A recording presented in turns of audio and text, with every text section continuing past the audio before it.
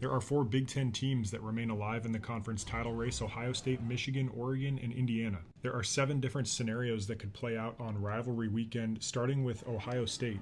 The Buckeyes have the easiest path to the conference title game. If they win, they're in, and they'll play Indiana if the Hoosiers beat Purdue and West Lafayette, regardless of what happens between Oregon and Washington. But even if the Hoosiers lose to Purdue, it still doesn't matter what happens between Oregon and Washington. As long as Ohio State wins, it's going to play Indiana in the conference title game.